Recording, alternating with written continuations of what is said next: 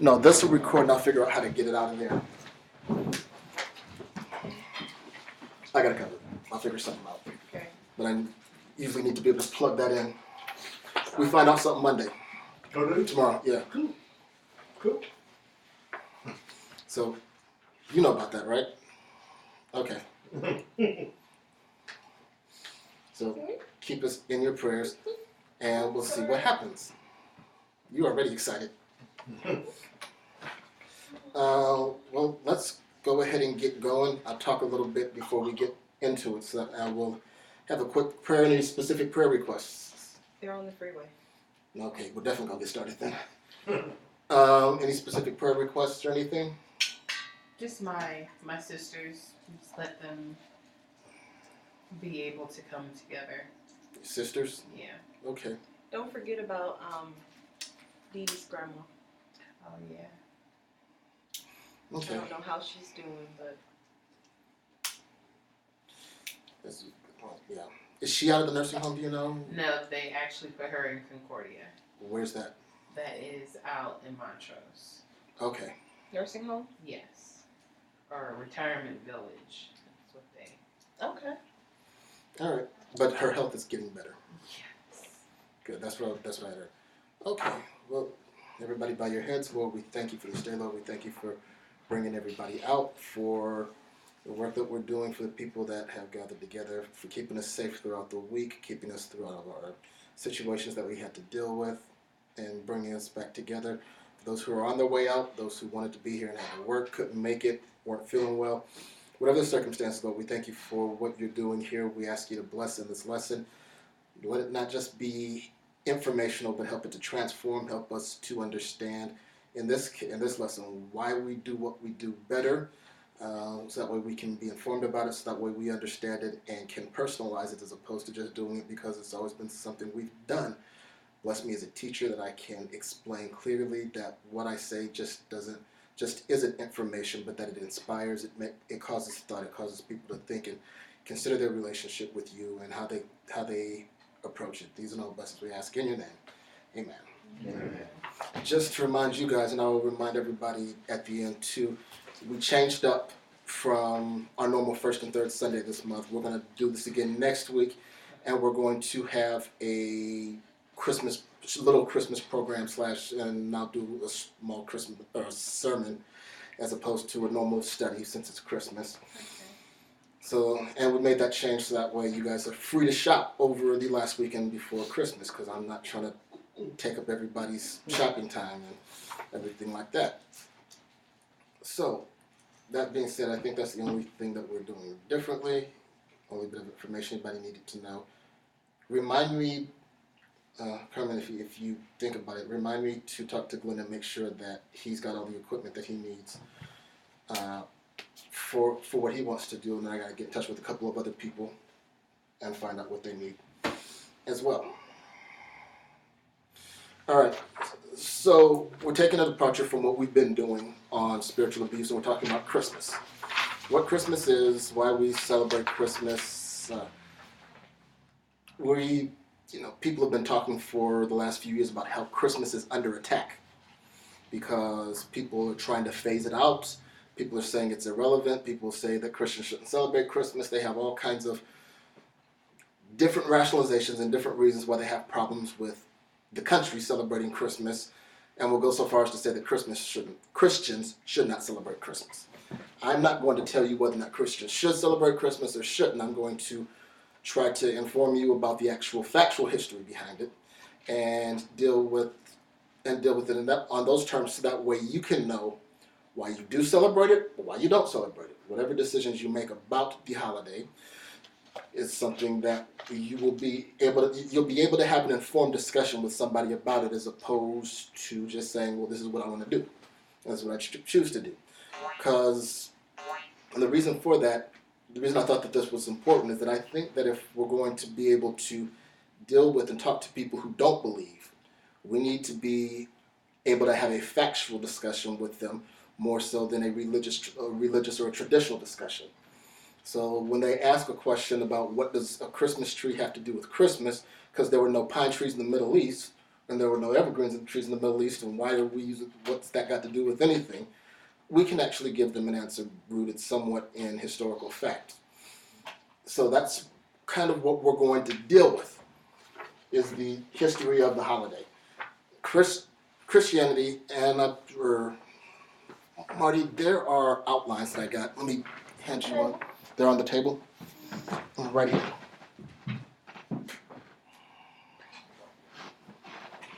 I had to do this one in small print because there was so much information. Usually they're larger print just as a guide, but I want you guys to have the information to be able to take it with you. I made the first statement I made was that Christmas was developed as a mechanism for the Christianization of other nations or of pagan religions.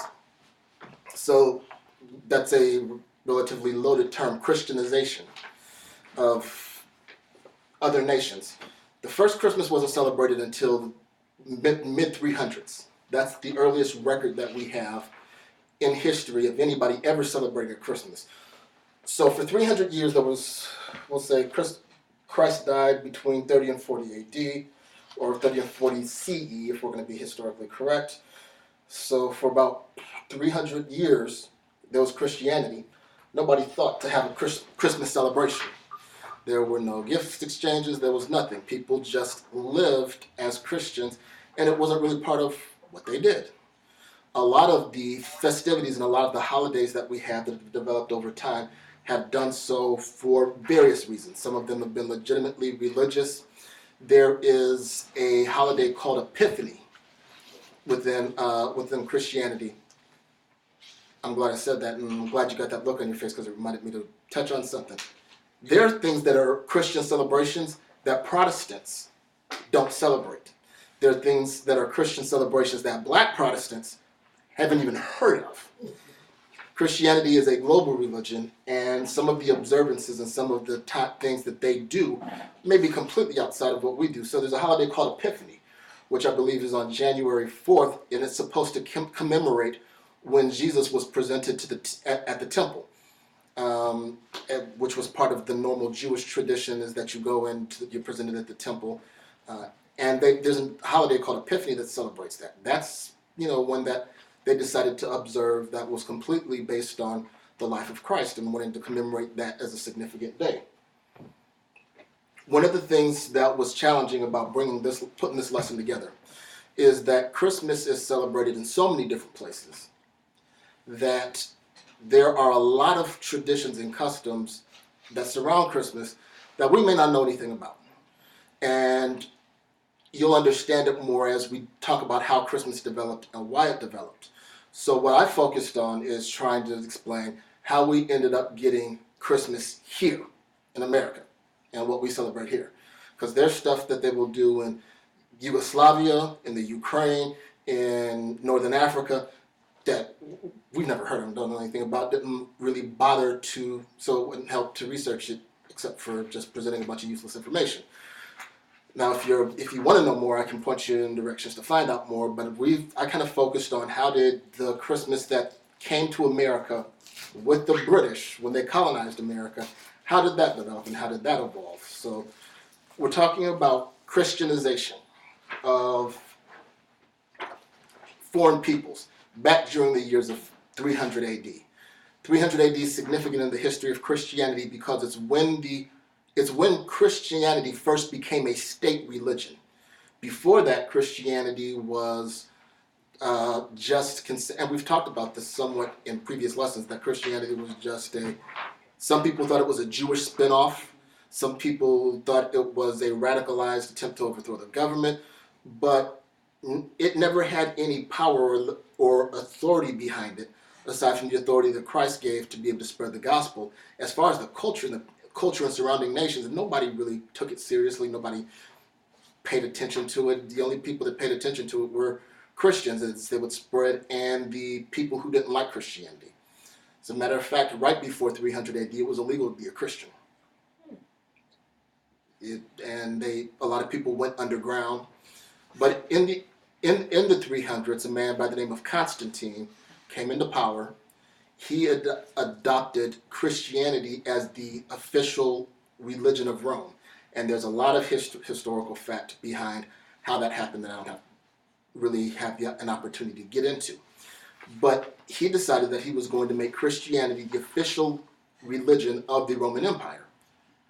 Well, the majority of the Roman Empire weren't Christians. That can be problematic. He said he adopts the position, we're going to make this the official state religion, and you have all kinds of nations that are within the Roman Empire, because remember, Rome was huge, covered Italy, France, Britain, Greece, Mesopotamia. It was a huge empire, and you have all kinds of nations with all kinds of traditions, serving a whole bunch of different gods, and now there's been a decree that this is not going to be the official religion of the state. Turns into a problem. I talked about, within your outline, Christianization, and gave that definition, and gave two concepts in there. The first one being syncretism, and the second one in Latin is interpretatio Christiana. Syncretism is a very, very critical concept to understand if you want to understand the way that Christian tradition evolves. Syncretism says, you guys have one belief and one set of traditions. We have another belief and another set of traditions. We're going to figure out how to smash these together and make them one belief and one tradition. We're going to take column A, which is going to be the dominant religion, column B, which is the one that's supposed to be transformed, and we're going to smash these two ideas together and make them into one set of beliefs and practices without compromising necessarily what column A believes. If we can attribute, and well, let me think. This wasn't, what I'm going to give you wasn't an example of syncretism, but it's an example of the approach that they take. In the book of Acts, one of the missionary journeys that Paul goes on, he runs into Greeks who have a bunch of different altars, and then there's an altar to an unknown God. And he says, let me tell you who this unknown God is, and he uses that to introduce Christ and the God the God of Christianity. That's a way of taking Greek religion and finding a way to introduce God and Christ into the conversation, and then saying that this unknown God is superior to all these other gods who aren't really gods. And can you get that, yours? Be careful of the door handle. So syncretic thought will take different ideologies and try to combine them together. Just pull, all right, I got it. Here we go.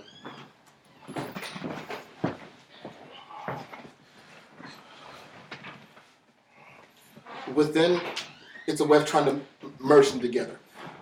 Within Christianity, you'll hear the term ecumenical sometimes.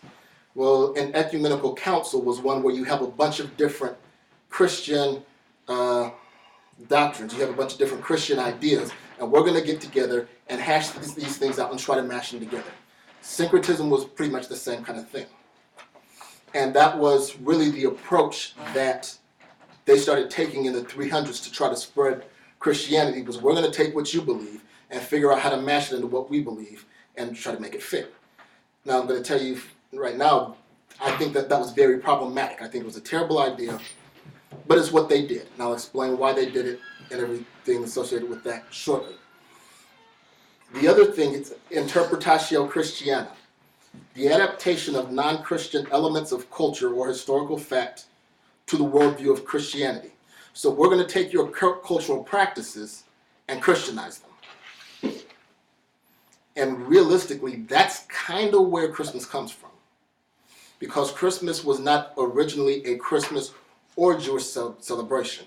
As we're going to talk about in a second, it really comes from a Roman holiday. The original Christmas base, the foundation of Christianity developing, comes from that and then spreads out and adapts other practices and adopts other practices. So the Roman emperor says, we're going to make everybody Christians.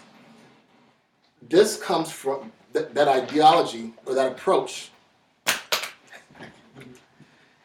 That approach came from the Great Commission. In the book of Matthew, you see where, she's about to get hurt. Go. All right. In the book of Matthew, a lot of people, and this is in your notes, Jesus came and told the disciples, I've been given all authority in heaven and on earth. Therefore, go and make disciples of all the nations, baptizing them in the name of the Father, the Son, and the Holy Spirit. Teach these new disciples to obey all the commands I've given you. And be sure of this, I am with you always, even to the end of the world. So Jesus gives his disciples this great commission. By the time the Roman emperor comes into power, he sees this great commission. We're supposed to go make Christians of everybody. And that's what he decides he wants to do. The problem is that and it's much the same as we do today, he looks at this verse and sees it through a Roman perspective and a Greek perspective. There's a couple of subtle things that I want to point out about this. First of all, Christ instructs his people to go make disciples. He doesn't say go make Christians. Unfortunately, there's a huge difference. And many of us can understand today, everybody who is a Christian is not necessarily a disciple. But everybody who's a disciple is a Christian. And if you look at the way that Jesus goes about teaching and the process he goes about making disciples, it was much different than saying, okay, now everybody's going to have to worship this God. He goes, he teaches, he interacts and works with people and compels them and asks them to come on, sit down. Come on, stop. Look, you know who I am. Come on in here and sit down. Y'all sitting back there like you don't know where. Come on in. Go finish the comments. No, you don't have to worry. This is a pretty tight shot, so you don't have to worry about anything. But, and at some point next year, I'm going to get into talking about the difference between being a Christian and being a disciple. Because it's very informative and very important to us and to being able to know how God wants us to relate with us. I will tell you that biblically and historically, God has never tried to force anybody to be his people. It looks like that sometimes to us with the way that we read it, but if you read it culturally, it doesn't look that way. One of the things that a lot of people don't know about the book of Exodus is that God actually asked Israel if they wanted to be his people. He basically proposed to them. He delivers them from Egypt. He starts to work miracles and feeds them. And then he asks, do you all want to be my people? Will you let me be your God? And they say yes. And then from there, after that, he gives commandments. So it's never been God's intention to force implementation on people to serve him. But because the emperor is not a Jew, he's not familiar with any strict customs, he's not familiar with this ideology, he thinks if I make a national decree and say Christianity is the official religion of the state, and then eventually says, okay, we're not going to serve any gods but the Christian God, that's making Christians out of people. That's not at all what Christ had in mind. And largely, unfortunately, that misinterpretation perpetuates itself across a lot of Christian history. A lot of the messed up stuff that you hear about, the Inquisitions, the tortures, a lot of the mess that goes on within the history of Christianity can be traced back to the idea that we can force people to be Christians. And that's what God wanted us to do. That's not what the model is presented in the Bible. That's not how Christ operates. And in my opinion, that was probably one of the central problems that the Christian establishment, once it gained the power of the state, had to deal with. And I think, I put it in there. Christianization is a radical departure of the evangelistic approach demonstrated by Christ and the apostles due to a loss of cultural contextualization in interpreting the Great Commission. Jesus says, go make disciples. They think that means go make Christians, and we're going to force everybody to be a Christian. And that's not at all what the apostles did. That's not what Christ did. If we use the approach of Christ, in my opinion, in witnessing to people, which means that you have to build a relationship with them, you have to interact with them, and then let them see who you are, what you believe, and then present it to them as a choice rather than trying to say, you need Jesus. Everything that's wrong with you is due to the fact that you ain't got Jesus, and if you would get Jesus, everything would be right. That's not really that's not what Jesus really did in his ministry. That's not what the apostles did. So discipleship versus Christianization. We want to try to build disciples. They spent their time trying to make Christians, and because midwinter festivals were very important in that culture, they adopted a very popular midwinter festival and Christianized it. Now, if you look throughout culture, let me stop and ask if we have any questions so far about that.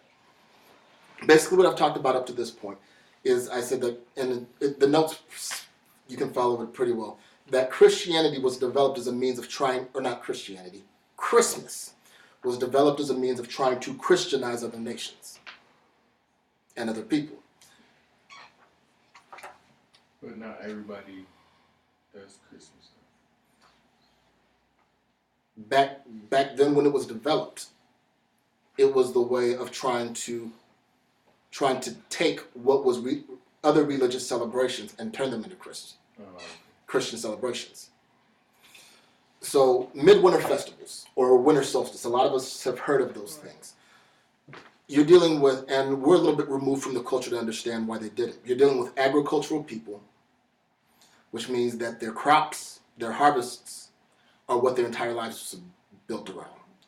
They're planting, they're growing stuff, they have their animals and their livestock in Germanic countries.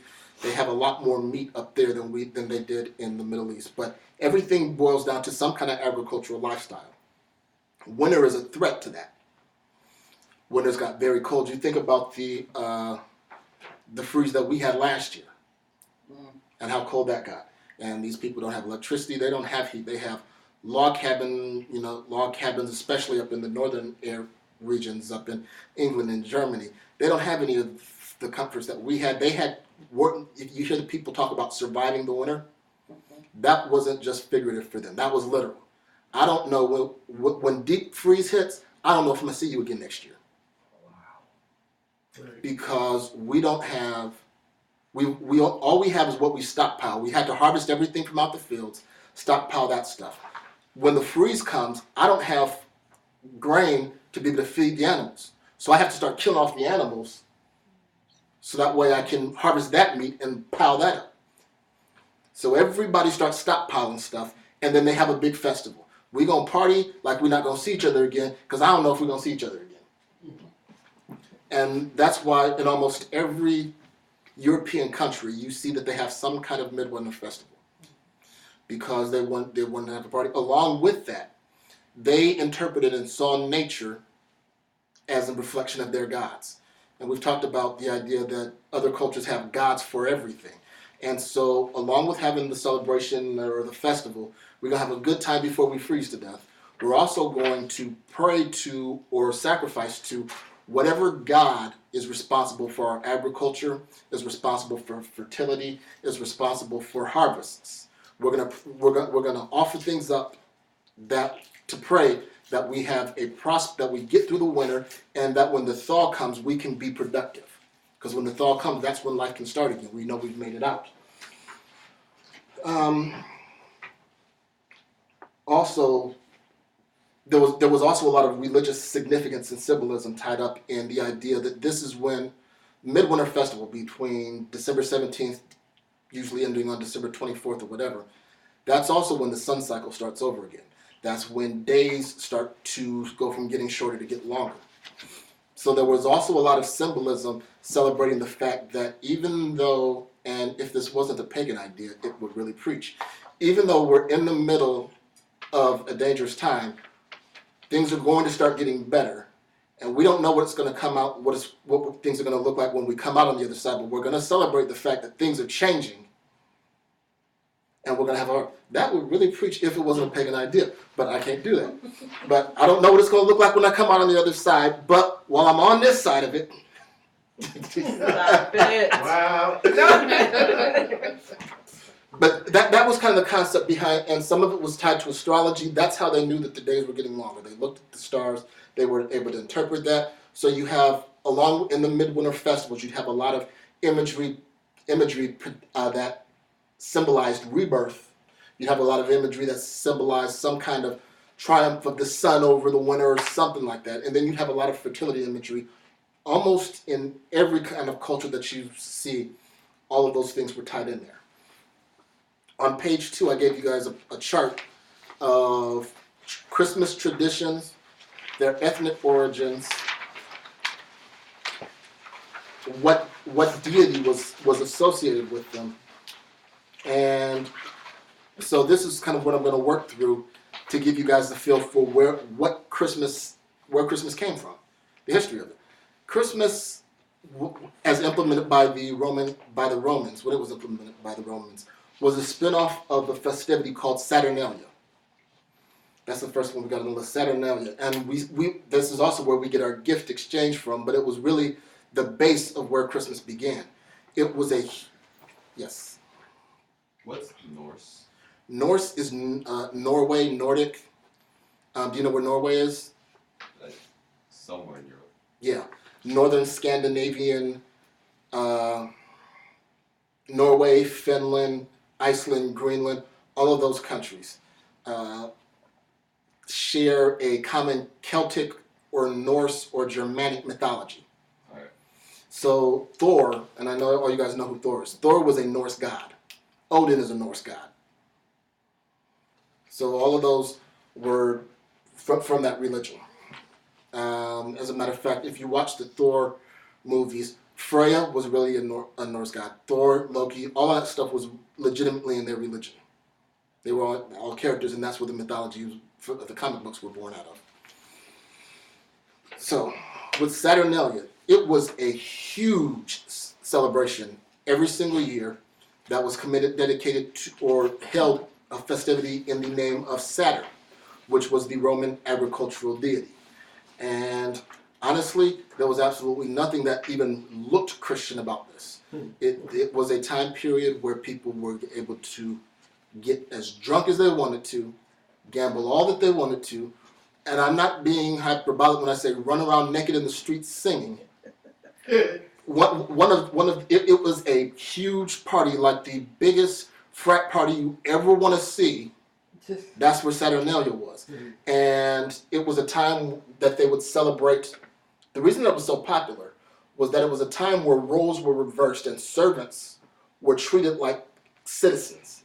You would have, like, if you worked as a servant, the masters would serve you dinner.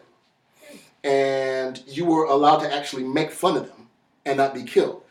Free speech, you actually had free speech for this time period. I'm trying to think here. I got some information that I printed up from, let's see here. Roman pagans first introduced the holiday Saturnalia, a week-long period of lawlessness celebrated between December 17th and 25th. During this period, the Roman courts were closed, and Roman law dictated that no one could be punished for damaging property or injuring people during a week-long celebration. So anybody, what is that movie that? Purge. The Purge. Kind of like that, except not as much killing. The festival began when the Roman authorities chose an enemy of the Roman people to represent the Lord of Misrule. Each Roman community selected a victim who they forced to indulge in food and other physical pleasures throughout the week. At the festival's conclusion on December 25th, Roman authorities believed that they were destroying the forces of darkness by brutally murdering this innocent man or woman. So it was kind of an ugly celebration, but everybody except the person who got killed was having a blast. Poor fella. Let's see here. Like I said, heavy drinking, singing, running around singing naked.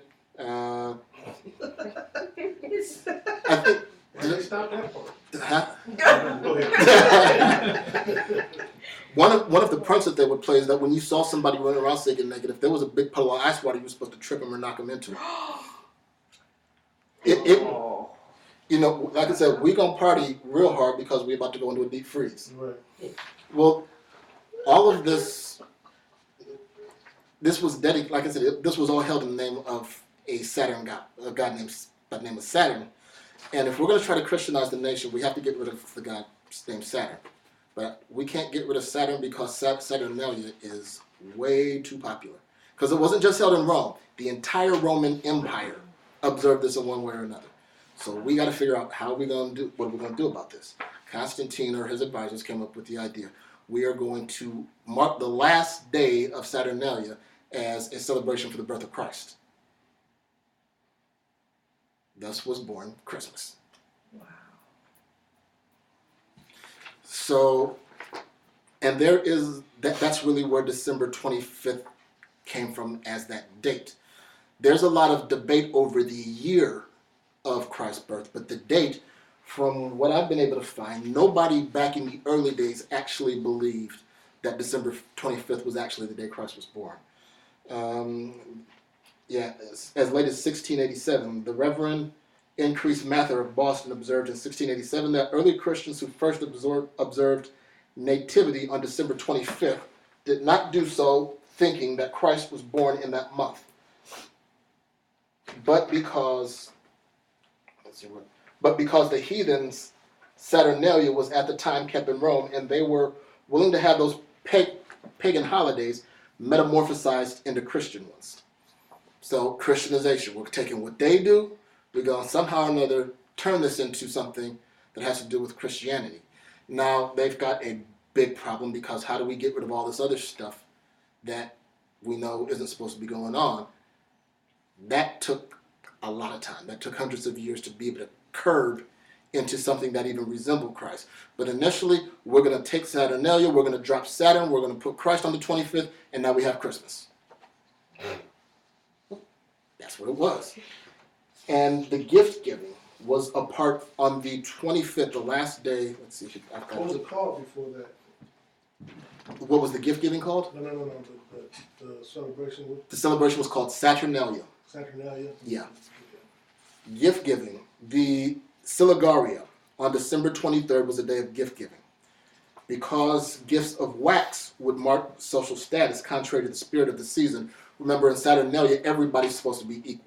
So if we're given, some people are given ornate, elaborate gifts, and other people are given really small gifts, it kind of works against that. These gifts were often pottery or wax figurines called sigillaria, made specially for that day. Candles or gag gifts, of which Augustus was particularly fond. Children received toys as gifts.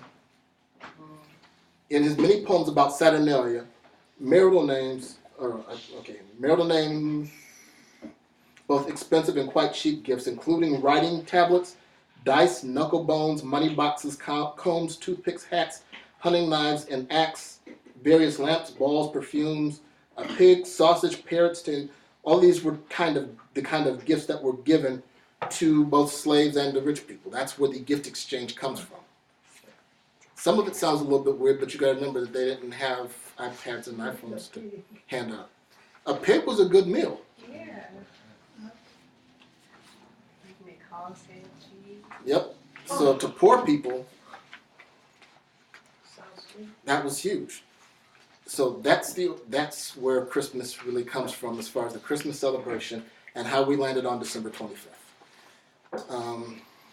The Christmas tree is another one that we can look at. The Christmas tree is actually a pretty cool story, and this was, I'll get there in a second. Christmas tree came from a Germanic tradition or Germanic story. Donner, this was in, Germany didn't just used to be a country. There was an entire region called Germania, back before Europe was split into that. And so within that region, there was a huge oak tree called the Donner tree. It was a giant oak tree that was supposed to be a symbol of the power of the god Donner or of Thor, because in those countries you could worship a bunch of different people, but it was a parallel god, a deity, Thor or Donner. And what had happened was that they put a bishop in charge of, around 720, the 700s, they put a bishop named Bishop Boniface in charge of the Germanic region. And he was responsible for Christianizing Germany. So one of the things he did one winter was that he went out to cut down the Donner tree, because he's trying to prove the superiority of the Christian God to all other gods. For them, in the winter, this was a huge god. So, and this comes from their legend. This wasn't Christian recordings, but their historical records show him cutting down the tree. Now, the legend that surrounds it is that he comes, he takes the axe, and he hits it once. Huge wind comes and knocks the tree over. I tend to think he probably just cut the tree down, but their legends say that that's how the tree was felled. And so the Donner tree was knocked down, and this is historical fact. He actually takes this tree and builds a church out of it. But you've got your people believing in this great big God, this bishop so-and-so that we ain't never heard of, comes in and cuts the tree down, and don't nothing bad happen to him. Logical conclusion, this bishop's God is more powerful than the God of the tree that got knocked down. And legend has it that a fir tree grew in the stump of the Donner tree. And that's how fir trees began to be used, because the nobility, Bishop Boniface's approach to trying to convert the Germanic region was, if I can get the nobles and the rich folks who are in charge of the territories to buy into Christianity, then everybody else will kind of fall into place over time. So when he does this and nothing bad happens to him, then the nobles start incorporating Christmas trees, fir trees, into their winter celebrations, which by that point becomes associated with God's power over agriculture or over these other gods. So they could have planted seeds in there or something. It's possible, or seeds could have fallen. They could have planted seeds. Honestly, I don't know for a fact that a tree really grew. That's part of Germania has their own legend and their own lore, and that's what they say supposedly happened. Sometimes, trees can grow in stumps. Completely coincidental, that was a fir tree. If it was a daisy, maybe we'd be having Christmas daisies. I don't know. Right. Oh, wow. Yeah. So, but to them, that was a sacred tree. So cutting that down was a big deal. And the fact that the same tree didn't grow back in there, if it would have been the same tree, then you'd had an argument, our God can't be killed. Our God fought his God and our God won. But no, a different tree grew in there. And so that's the tree of that guy's God. And that's what we're going to incorporate in.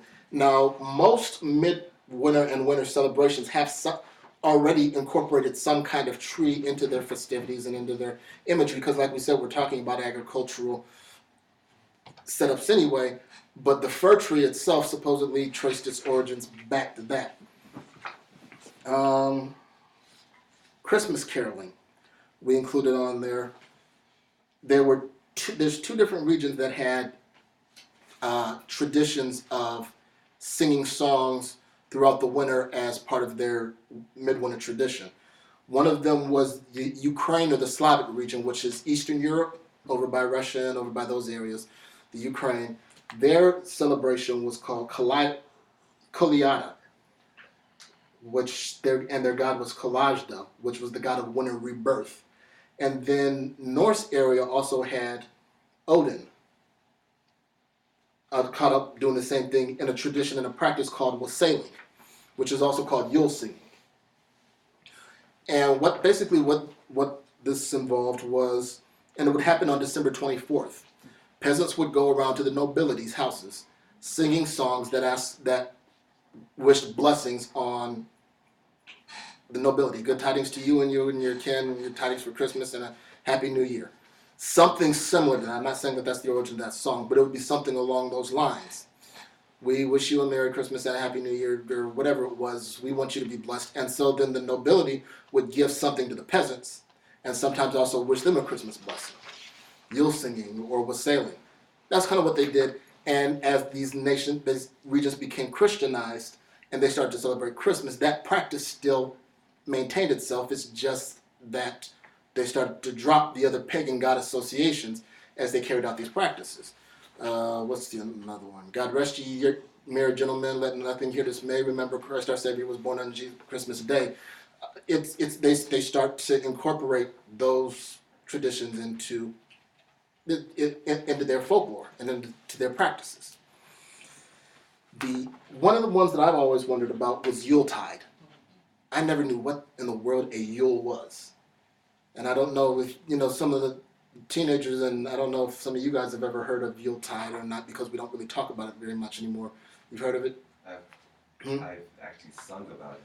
Yeah. Like 2 times, 2 days in a row. I don't know exactly what it is, but it has something to do We with can sing Christianity. that song and we don't even know what we're singing. Yuletide. Right. Being sung from a choir. Yeah. Yeah. Yuletide carols goes back to Norse mythology. Their language gets very convoluted, so the connection isn't directly apparent. But Odin was also known as Allfather.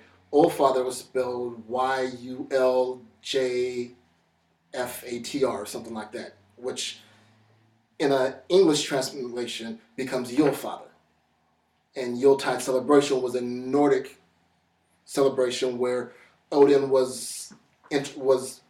lead people on what was known as the Great Hunt. And the Great Hunt was, in keeping with that theology, a huge hunt to go out before the deep winter comes in.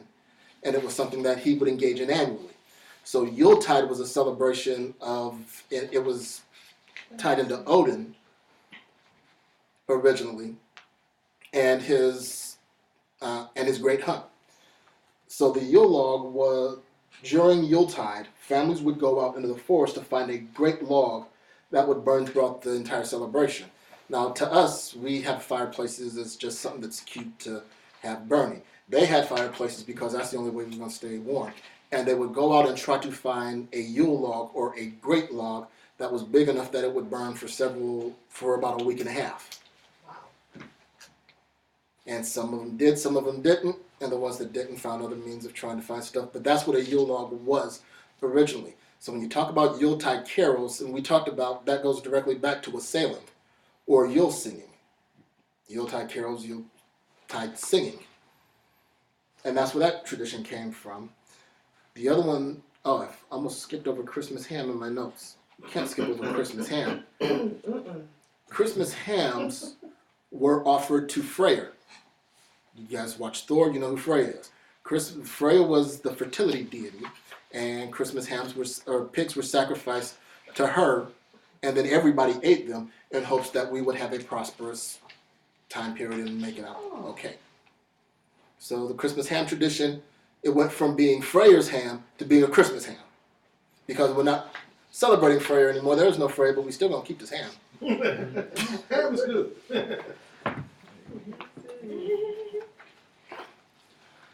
And then the last one that I put on here was the mistletoe. And kissing under the mistletoe. Where in the heck did that come from? Yeah, really. There are two different Free kisses. I just remember that joke I posted on Facebook that one time. You remember it? I vaguely remember. I'm not gonna say it right now. Point at me. Exactly what you're talking about. Anyway, I wish I could say it. Anyway, mistletoe and kissing under the mistletoe. Druids believed, and there's two connections. One to Druids. You guys know what Druids are? No. Druids, well, nobody really exactly knows what Druids are. Druids practiced, witchcraft is a relative term. There's lots of, anything that's not Christian that people like to magic can be witchcraft. But they had their own kind of religious practices. Stonehenge was tied to Druids. There's another one that was associated with Stonehenge that was tied to Druids. They wore hoods, like not the KKK hoods, but they wore hoods, hoodies, and were always, and that's kind of what Druids were, and they had their own religious practices that they actually protected very well. So there's not a lot that's known about what they did because they really didn't bring in outsiders. And by the time Christianity had reached all the way up there, because they practiced in the really high northernmost areas, Druids had either evacuated because they knew that they couldn't stop it, or they were killed off and nobody really knew what their practices were. But one of the things that we do know is that they associated mistletoe or believed that mistletoe could cure infertility in people and in animals. So when it came time for mating season for animals, they would make a preparation and feed them to the animals that were having a harder time conceiving in hopes that that would happen. If they had people who were infertile, they would feed it to the people as well. And once again, we're getting back to the fertility imagery that was associated with winter festivals. The Nords or the Norse people saw it as a symbol of love and friendship, and so that's kind of the origin of how we get to the idea of kissing under the mistletoe. It's because the mistletoe was a symbol of fertility and a symbol of love and friendship, and so we're gonna kiss under the mistletoe, and then from there, who knows? Do what you do. Yeah, that ain't my business for my iced tea. So, and those are some of the big ones. The gift exchange, the Christmas tree. There's a lot of other smaller ones that we can talk about. Deck the halls with balls of holly. Holly was something that people. This isn't in the notes. It's just stuff that I found. There's a lot of stuff I found that I didn't necessarily focus on because they weren't huge. But holly was a substitute food that animals could eat. When the grain was gone, you could feed them holly, and some of them would survive. So having a lot of holly throughout the winter was kind of a huge deal. I remember where the extension cord is. No, it doesn't matter now. So those are really the traditions. Yes. And I noticed under Christmas caroling, there's wassailing. Right. I don't. From what I hear, wassail is an alcohol beverage It's also that. that peasants would go up to the castle and ask the king to bring them wassail when it was Christmas time and stuff. Yep. And Which wassail use Yule's ale. But there's two different practices. There's one that's called singing wassailing, and then there's the other one that, and I can't remember because I don't speak ancient Germanic and Norse, but there's another type of wassailing that involved getting the alcohol from the king. I'll look it up before you go and let you take a look at it. But the overall festival was still tied to the language. So yeah, that was another practice. That could be honestly where Christmas ale comes from. Oh yeah. There is a Christmas. So you got all of these practices and all of these traditions. Usually, and I asked somebody, I won't say who. I was in it. Well, we'll say my barber. I asked my barber where he thought gift giving came from, and he said that he thought it was because we give gifts to each other because God gave us the gift of Christ on Christmas. That's what I That's heard. that's to teach us how to give and not receive. Right, which is a perfectly reasonable explanation, But not true. but doesn't bear historical truth. Wow. And so there's the behind, as part of the Christianization, and we talk, this is actually very important culturally. Eventually, if you root out the truth behind your tradition, you can define it as whatever you want. And whatever people decide that it is, that's what it is. But this has been, it's a conversation that we don't really have a lot because it causes people to ask some very hard questions about Christmas and about the entire practice. And I think I told you guys before and had talked about this. Under Christmas controversy back on the first page, the Puritans in England and over in America banned Christmas for a while because they said these practices have absolutely nothing to do with Christ. So in 1647, the Puritan-led English Parliament banned the celebration of Christmas, replacing it with a day of fasting, and considered it to be a popish festival with no biblical justification and a time of wasteful, immoral behavior until 1660. And there's other sources that place it from 1659 to 1681. But we have a problem here with Christmas being commercialized and all this commercialization, and why even bother with it? Because we say it doesn't have its original meaning. Well, its original meaning, it's convoluted now, you guys know that. But they said, this isn't in the Bible. Nowhere was it commanded. And just like now, people go out and get plastic Christmas Eves. That is their Christmas Eve ritual sometimes. That still happened back then. And one thing that I hope can be instructive in this is that a lot of the stuff that we wrestle with has been a centuries long back and forth over the ages of Christianity. But there's all this stuff going on. It's got nothing to do with Christ. The practices, the practices and the traditions don't relate to him whatsoever. So why are we doing it? And Puritans, they were the ones who would drown you if you, did something and put you on trial and burn you with the stake. So they were kind of uptight anyway, and they tried to get rid of it. But eventually it was overturned because the rest of Christianity still kept practicing it, and people really liked their Christmas celebration. So eventually it was overturned. Other Protestant movements have rejected certain aspects of Christmas as paganizing, but want to retain the essence of the holiday celebrating Christ's birth. So there were other Protestant religions back when Lutheranism and Calvinism came about. There's some stuff that they would get rid of, but they would try to maintain, we want this to be a celebration of Christmas birth, or of Christ's birth. This was an interesting little bit of information. Historian Ronald Hutton observed that in the Christmas Carol, Dickens sought to construct Christianity as a family-centered festival of generosity, in contrast to the community-based and church observations, the observance of which had dwindled in the late 18th and 19th centuries. So the way that people have observed Christmas and what the focus has been has shifted over time, back and forth depending on what society's doing and how religious they happen to be at the time, and whether or not the society is more secularized or whether or not it's more religious. The focus on what they do and how they do changes over time and has changed. So I presented you with a whole bunch of information. And so then we got a question, in light of this information, how do we feel about Christians participating and celebrating Christmas?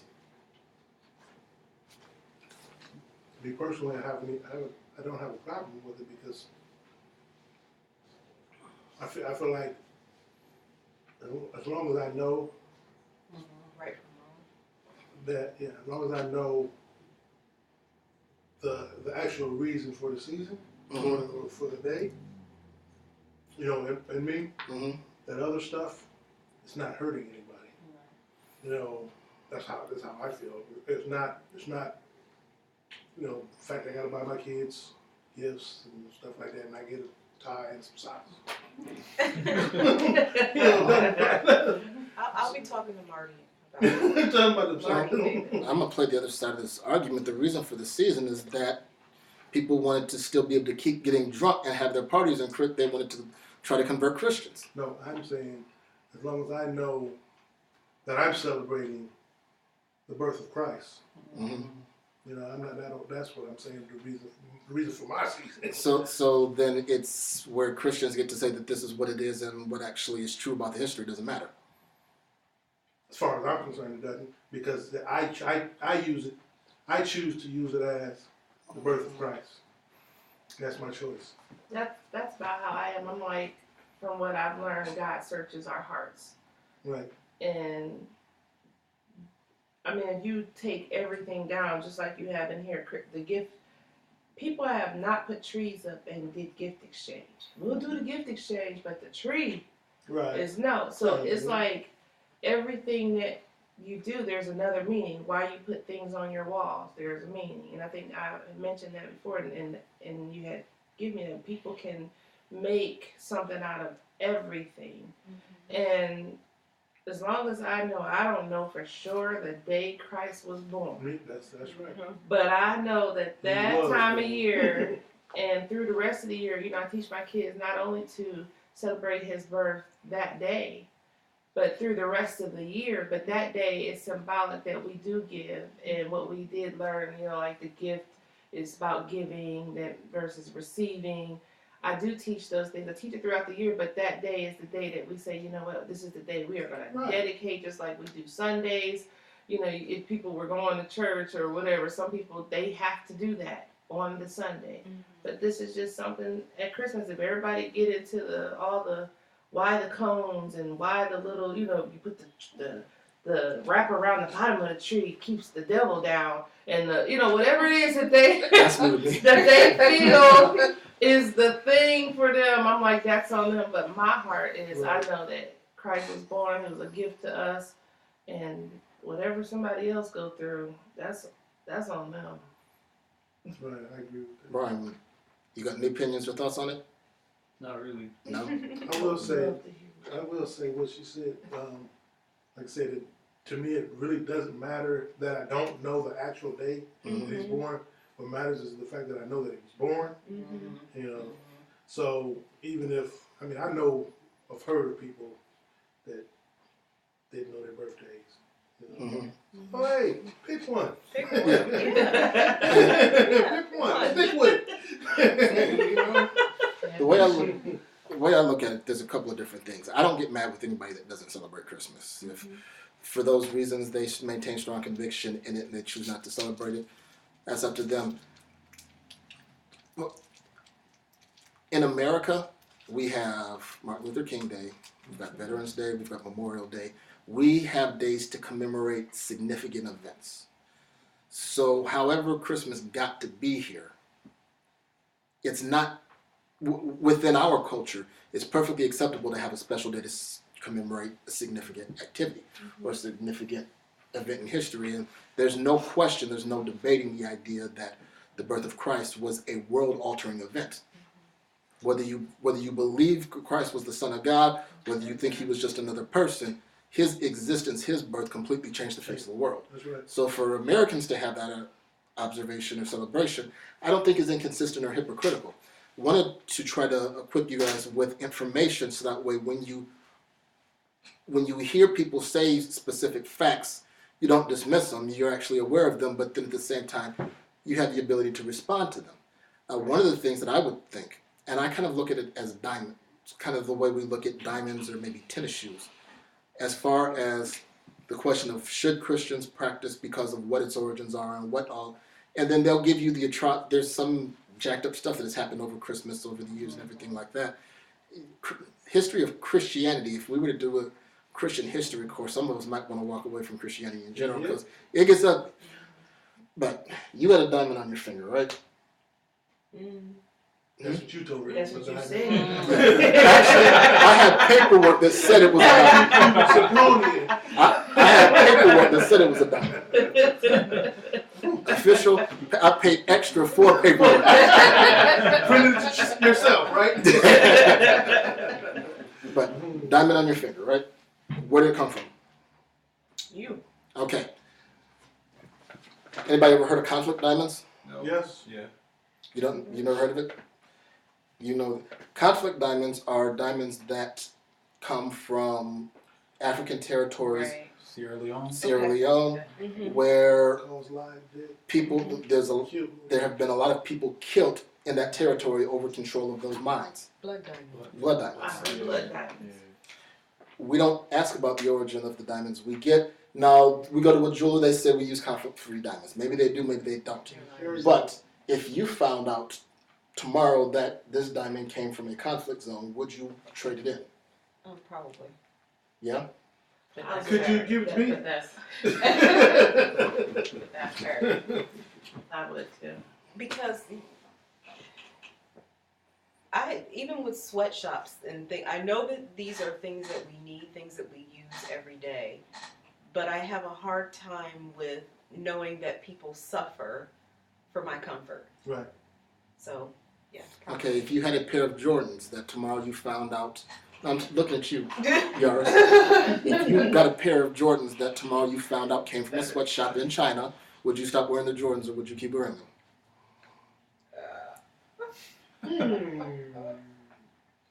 That's a good question. That's a good answer. Probably not. I think it's funny because even I'm sitting next to my sister, it's like for me a point of interest and conflict. You know, to me that diamond doesn't represent where it originated from. It represents his love for her. That's very It's Right. based on something different, and your feet have to be covered regardless of where those shoes came from.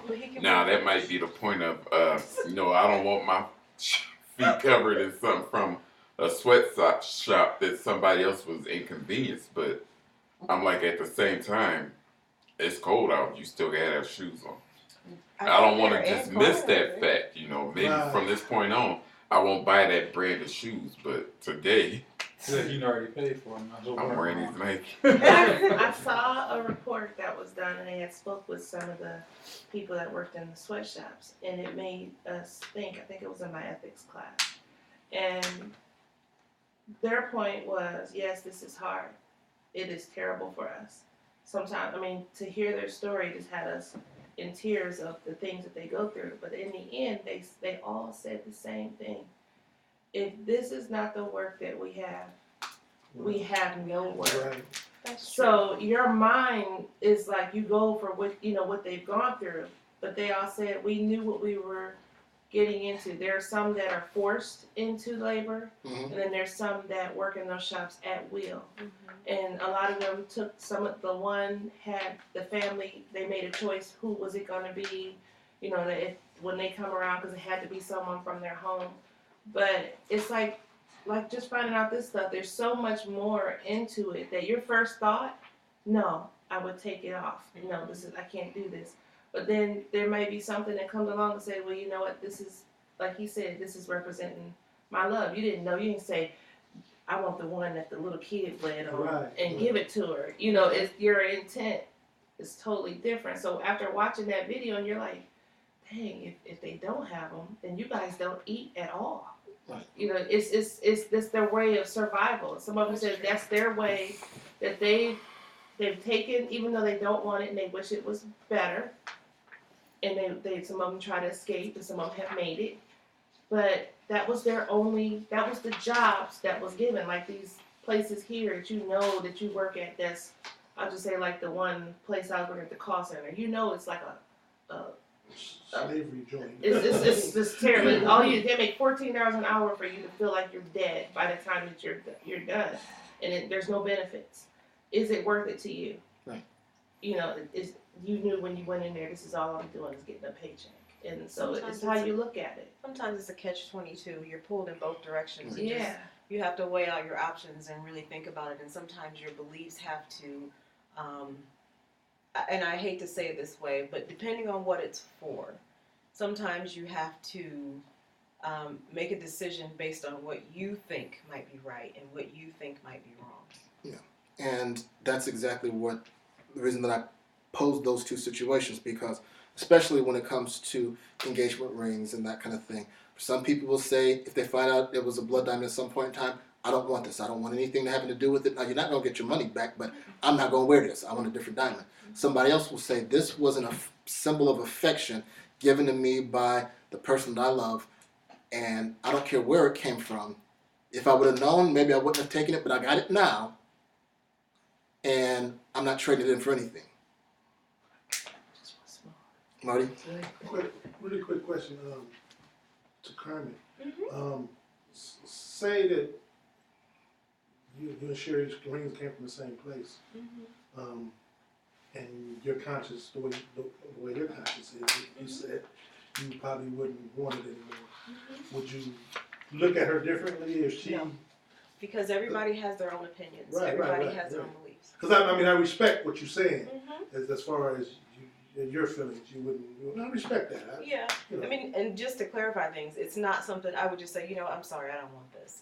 And I hope that Mike would know me or understand me and understand where I'm coming from when I would say that. Because there are, like I said, when I brought up the sweatshop thing, I have a hard time with knowing.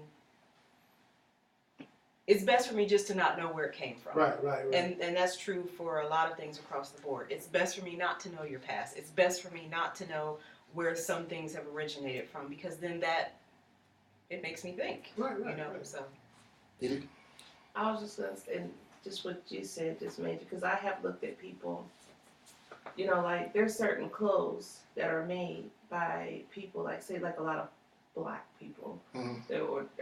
Their clothes, the clothing line, the people were prejudiced. Mm-hmm. And I hated to see, them walking around and they're paying all this money, and the person themselves and said that they never intended for blacks to wear their stuff. Yep. And yeah, they never intended. And then if you look through their history, their family had history of not only owning slaves, abusing them, because people think that everyone that had slaves abused them, and they weren't. It was just the way the system was. Right. And that they're known, they had family in the KKK, and I'm like, but you're funding them, and that's why when you were talking about would you give it up, my first mind would say, if I found out that that's where it comes from, then I wouldn't. Like I would never. There's certain lines of clothes I will never wear, because I started going through the history, and for me, that right there, I couldn't. No matter how they changed it, and it's supposed to be hip, and he changed his mind, and whatever. It's just something that I couldn't. And if I see someone young, I do like to inform them Yeah. that what you're wearing, not only are you representing why you got it sag, something negative now, it was negative in the beginning. Right. Yep. So You didn't turn it negative. It was negative before you got a yeah. And the scenarios, and as we wrap up, the scenarios that I'm presenting as alternative ways of looking at it are ways that you could look at Christmas. Some people observe it, some people don't. there was a situation in the Bible that parallels what we're talking about, and that is Paul dealing with meat sacrifice to animals. In the book of Corinthians, he had a situation where Christians were falling out with each other because, first of all, meat was very scarce back then. Even now, if you look at Mediterranean diets, not a lot of meat in there. Hard to come by meat. Christians were typically poor. Poor people, not a lot of meat. So you got this meat, there's a sacrifice to an idol, whatever's left over they toss out. Some Christians said, I'm going to get that. Other Christians said, you got no business eating anything being offered idols. Paul says, these idols aren't real anyway, so it doesn't really mean anything, but we should forbear with one another and operate in love towards one another. Is that basically the same as not doing anything to... That's exactly where that came from. He said that if it's going to cause my brother to completely fall off the faith, I'll just stop eating meat. Right. Now, I don't have time, but dealing with bearing one another's infirmities does not the same thing as bearing with one another's ignorance. Mm-hmm. Infirmities talks about a person that can't do better. Right. And so we take that scripture and use it as a way of saying that we have to bring ourselves down to the lowest common denominator. When he talks about infirmities, isn't necessarily talking about people who just refuse to see. Some people are not spiritually strong enough yet to handle certain truths, and so we bear with that while we help them get better and work along. That's the overall context of bearing with one another's infirmities. But yeah, if it's going to mess you up so badly that it causes you to lose the faith, then Paul says, I'll take down my Christmas tree, and I'll take down whatever else, and I'll just celebrate Christmas in my heart, but it means something. But at the same time, that's something that we're supposed to show one to another, so there's a reciprocation that happens there. Right. But Paul says that this stuff don't mean nothing. If you want to eat it, eat it. If you don't want to eat it, don't eat it, and y'all leave each other alone. Right. And that's kind of the way I look at Christmas. You see what I got over there, so Kind of way I look at a lot of things. yeah, there's a whole lot of things that you can look at like that. But like I said, I hope any last questions or comments before we close out. I hope it was interesting. I hope that you all are informed. And, one of the things that you said, that it's a way that we look at things, but a lot of times, especially in our society today, you really can't afford to look at it that way, is some things I'd just rather not know. Mm-hmm. The reason that we don't have this conversation in church is because most Christians would just rather not know. It's easier not knowing because then they don't have to figure out what they actually believe about stuff. The problem with that now is that you are dealing with people in the world that are much more informed, that have much more knowledge and information available to them. And if you want to have a morally and intellectually honest discussion with them, you actually need to know the truth, whether or not what they're saying is true, whether or not they're making it up. If it is true, then what do we do with it? I just printed a whole bunch, I just presented all of these pagan rituals that are wrapped up into what we do for Christmas. What am I going to do with that information? For most of us, we say, all right, fine. I have no problem with that. That's where it came from, but this is what I do, and this is what I believe, and that's what I'm going to do going forward. You need to at least be knowledgeable enough about what the conversation is that you can make an intelligent defense of what you're talking about. Guy walks down the street, you see him, got a beautiful Les Paul. Ask if you want to buy it. Original Les Paul. do you reading the riot act and asking where did this come from, this, that, and other, or do you the fact that you can get it for $200? I was about to say, I give you $200 for it. It's a 19. Exactly. I don't know nothing about guitars. This was just something in my grandma's basement. I give you $200 for I it. give you $200 for it. That's the same thing like. And I would say you're wrong. And I would say I'll spend the other $1,500 on you.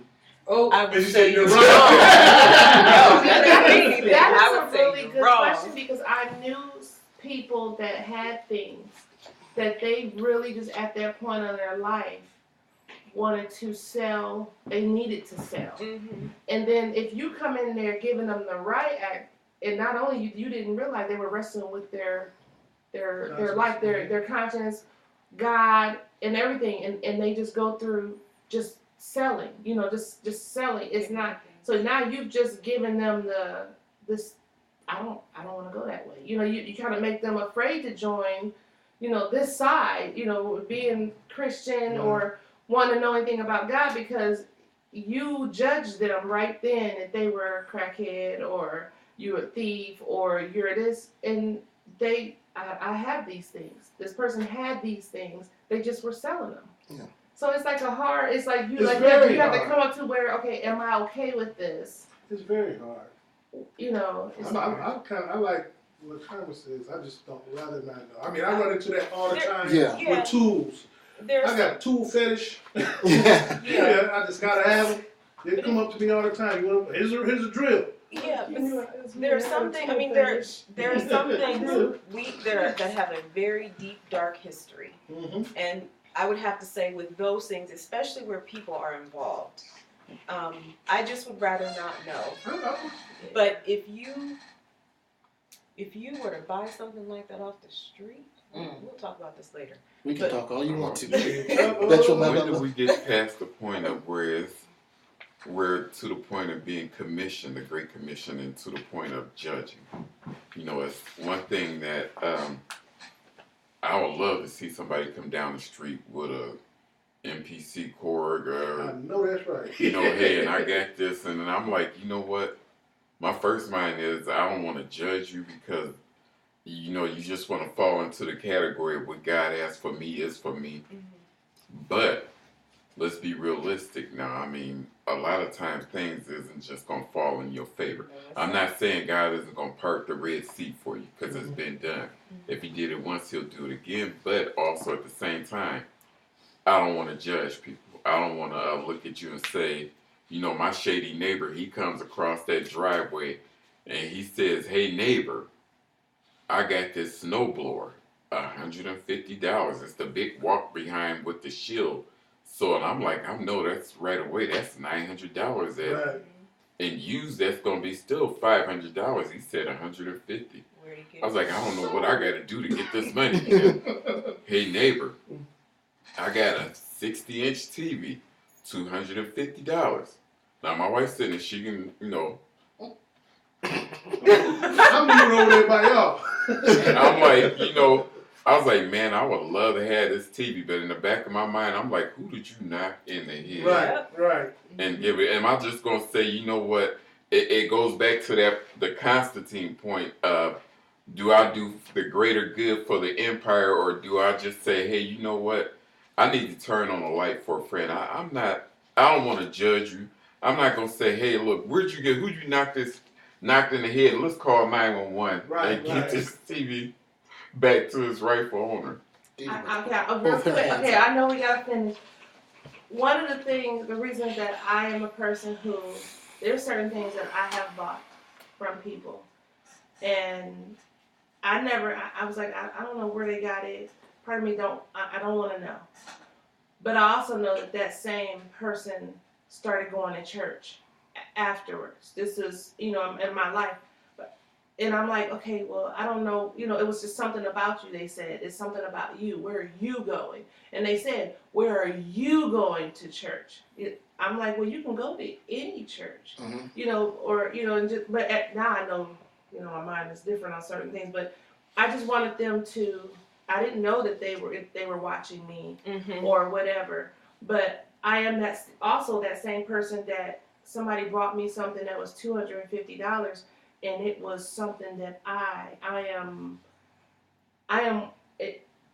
loved it. It was my favorite, but God called me to give it away. And there's certain things that people will, not only will they give it away, they'll sell it if it's put on their heart. And someone could have given it to them. There's people that I know that biggest drug dealers, biggest at one time in their life. And when they had to get rid of things, some of them sold their stuff. Some of them gave it to the people that they were giving drugs to, and they stopped doing it. And these people said, well, shoot, I just made it come up. I'm about to sell it. So it comes down to, you don't know. And when you don't judge, you have to go by what God put in your heart. If you're to accept it, then you're going to go ahead and accept it. You're going to have a peace. But if you don't have a peace, walk away without that peace, without judgment. It all comes down to, you don't know. You're not God. you can't say what that person did or where they got it from or whatever. Because my husband had just bought me, this dress, and for him, and it was on sale, and I gave it away. It's just you have to listen to you and God. Yeah, and there are times and there are circumstances where there is no real wrong decision, unless you know that there's something happened behind it. When you don't have a reason not to, or there's no wrong decision, you make the choice you can live with. Whatever you feel comfortable with, whatever you feel is consistent with your character, with your values, with your principles. Somebody wants to sell me a Gibson, a Les Paul for $200. If I don't know anything about it and don't have any reason to think, then I'm gonna take it. I'm not gonna ask any questions. Right. But at the same time, if I know this is a person who has a tendency of knocking stuff over, and the police are gonna be coming knocking at my door asking me for it, Right, I'll pass. You heard on the news that the tool store was Yeah. robbed. Just Well, I want that song.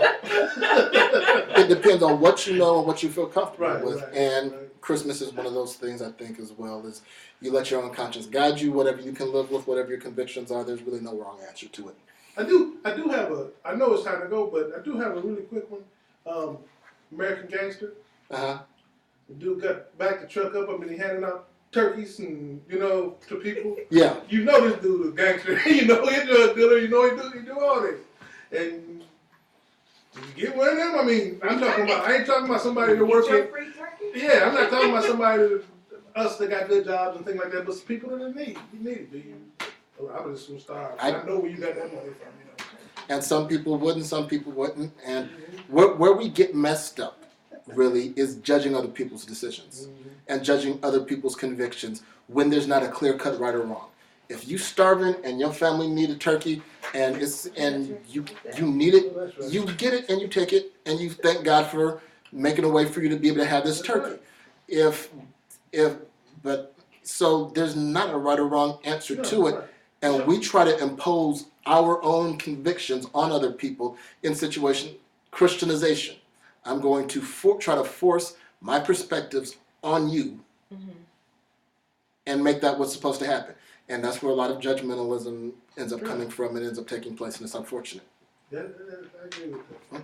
It's easy for a person that makes $100,000 a year to say, I ain't touching that turkey. Right.